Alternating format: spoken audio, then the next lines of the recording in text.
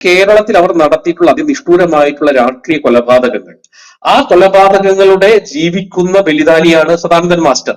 അപ്പൊ സ്വാഭാവികമായിട്ട് സദാനന്ദൻ മാസ്റ്ററെ പോലെ ഒരാൾ പാർലമെന്റിന്റെ രാജ്യസഭയിൽ നിന്ന് നിൽക്കുന്ന സമയത്ത് അത് CPM എന്ന് പറയുന്ന ഇടതുപക്ഷത്തിന്റെ ഈ അക്രമ രാഷ്ട്രീയത്തിനെതിരെ നരേന്ദ്രമോദി സർക്കാരും മോദിജിയും കൊടുക്കുന്ന വലിയൊരു സന്ദേശമാണ്.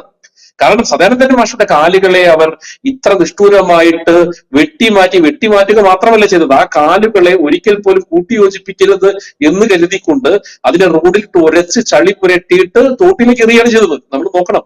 അപ്പൊ ഒരിക്കൽ പോലും ആ കാലുകൾ, അല്ലെങ്കിൽ പലപ്പോഴും ആ ഡോക്ടർമാർ ആ കാലുകൾ ഒരു വലിയ രീതിയിലകത്ത കാലുകളുമായിട്ട് പിന്നീട് പോയ സമയത്ത് അതിനകത്ത് ഒരിക്കൽ പോലും കൂട്ടിയോജിപ്പിക്കാൻ സാധിക്കാത്ത രീതിയിൽ അതിനിഷ്ഠൂരമായിട്ടാണ് അവർ ആ കൃത്യം ചെയ്തത്. അപ്പോൾ അങ്ങനെയുള്ള സദാനന്ദൻ മാഷ് ഇന്ന് ഈ പറയുന്ന രാജ്യസഭയിൽ ഒന്നുകൊണ്ട് അഭിമാനത്തോടു കൂടി തല ഉയർത്തിക്കൊണ്ട് നിങ്ങൾ വെട്ടിമാറ്റിയ കാലുകൾ പോയി കഴിഞ്ഞാലും എന്റെ ശരീരവും ജീവനും ജീവിതവും ഞാൻ ഈ പ്രത്യയശാസ്ത്രത്തിന് വേണ്ടിയാണ് പ്രവർത്തിച്ചുള്ളത്, ആ പ്രത്യയശാസ്ത്രത്തിന്റെ അടയാളമായിക്കൊണ്ട് ഇന്ത്യയുടെ രാജ്യസഭയ്ക്കകത്ത് നിന്നും സദാനന്ദൻ മാഷ് നിൽക്കുന്ന മനോഹരമായ ഒരു ദൃശ്യം, അത് നരേന്ദ്രമോദി നൽകുന്ന ഒരു സന്ദേശമാണ്. അക്രമത്തിനെതിരെ, അനീതിക്കെതിരെ